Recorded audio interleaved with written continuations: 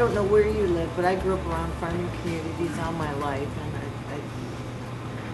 it bothered me when families couldn't afford to keep and developers came in. And is that what brought these in? What allowed them to take over these farms? Were people trying to, were they older and decided to, take the big money for the farms, or what brought these into your community? I think a lot of it was we had a large farmer in the area that brought them in, and then it even goes way back when Earl Butts was back in the Department of Agriculture under Nixon. I think it was. Yeah. They said get bigger or get out. So I think the fact that your colleges and your land grant universities and stuff are pushing for larger agriculture, feed the world type scenario, and they feel that they have to get big in order to have more. How's Michigan State on this situation? The question was, how's Michigan State University on this? Can I tell of my tour? Please go right ahead. We were asked to come up for a tour, and it was pouring down rain when we got to the dairy at Michigan State University. And it was amazing because I was thrilled and everybody else went inside. So as I went out, one of the students had went out with me, and the large compost pile was heaped, almost like a 2-story building out there.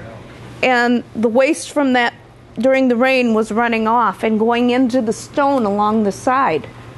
And as I walked it, I asked him, I says, where does it go? And he says, well, I says, in a French drain? He says, yes. Which a French drain is a large tile buried underneath the stone. I says, where does it go from the French drain? He says, well, when we open the gate valve at the end of the day, it goes to the river. They consider it stormwater. And that's what they have listed in their permit.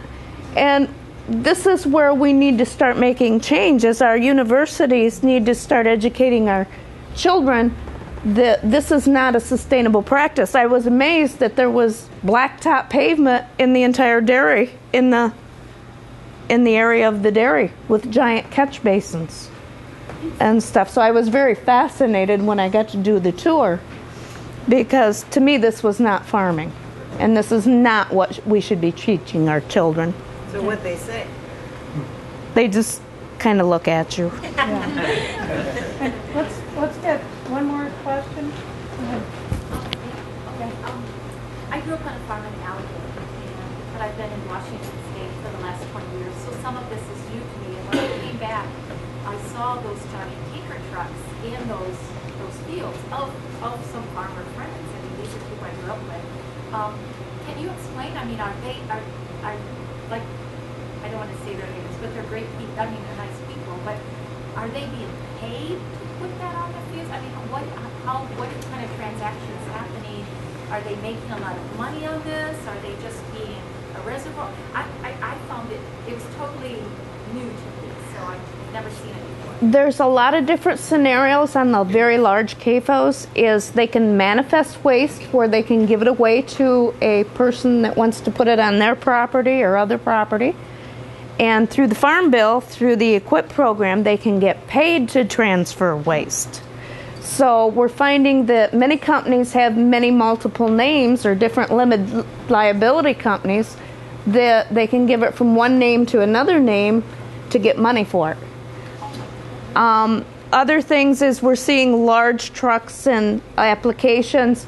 We have CAFO operators that are sharing the same property. So this CAFO operator applies one field, and then another CAFO operator comes back in and reapplies the same field.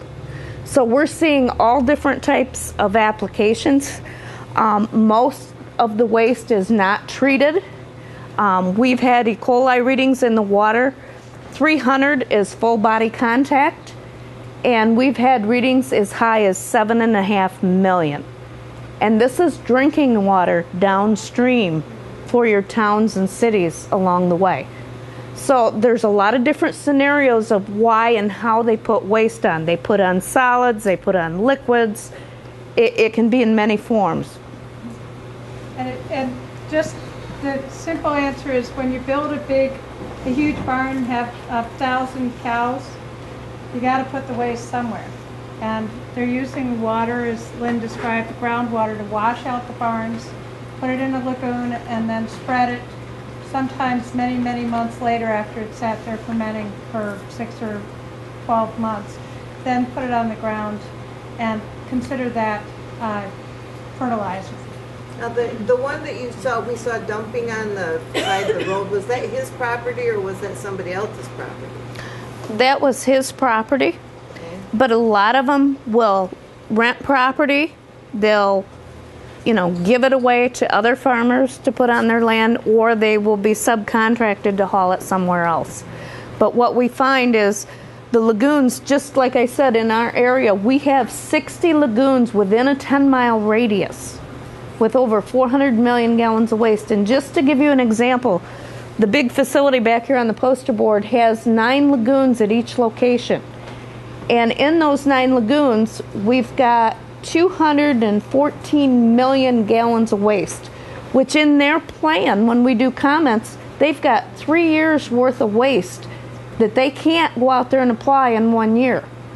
So we're creating a problem because these lagoons leak. Even the Natural Resource Conservation Service has a website showing that they leak so much waste into the ground out of the bottom of these lagoons daily. Could they use a water filter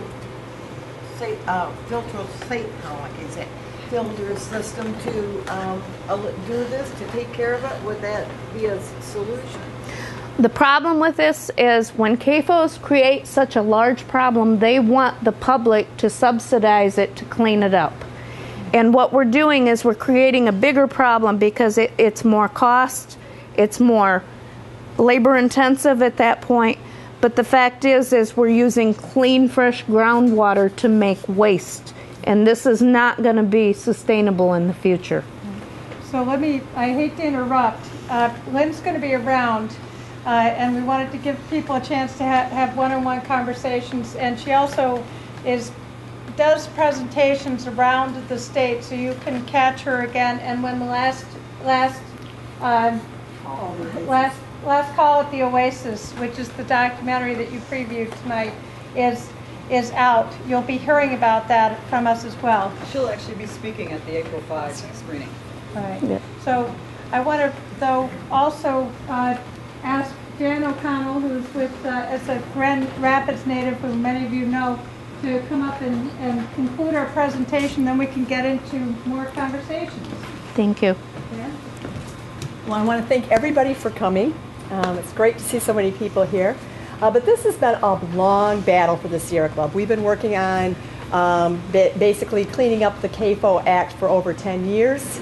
Lynn actually worked for us for many years as a volunteer when we were able to bring her on staff and there are supporters in the room, and I want to thank the supporters in the room for their support through the years for supporting our different conservation programs, our Water Sentinels program, which Lynn and Rita, we have 2 staff members that are part of the Water Sentinels program.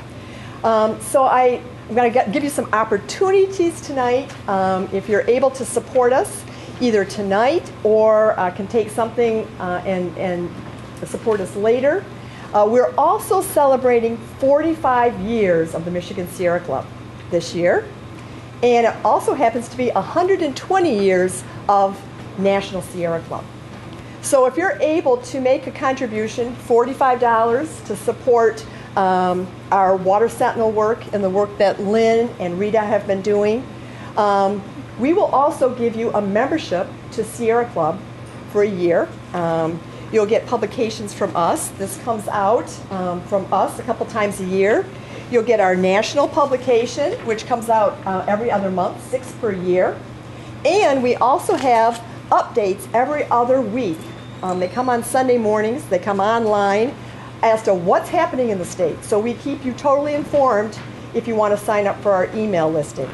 So if you can, you basically let us know if you want to become a member with a contribution. Any contributions is fine. So, but 45 because we're celebrating 45 years of the Sierra Club would be great, and 120 would be even greater. So we do have slips that you can catch on your way out. You can either complete them tonight or send them in later. My address is on them, so it'll come to me, and I'll make sure you get a membership with that donation as well. Any questions at all? One thing that I think got missed that I quick wanted to point out, yes, I know, Gail, is that Lynn actually made last year was the kind of like the centerfold in Oprah magazine. We won't get into all of that, but she is the 20 most influential women in the U.S. And she was on that list with, yoo-hoo! Centerfold. She was on that list with Diane Sawyer, and she was also on with Vera Wayne.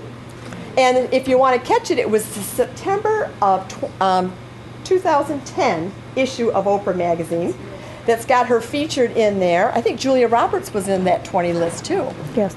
We also have So, her story in November here. The November okay, and then the November. So Oprah got so much into Lynn's story and what she's doing that she covered her again this past year in 2011, and the books are there and the story's there if you want to catch that afterwards.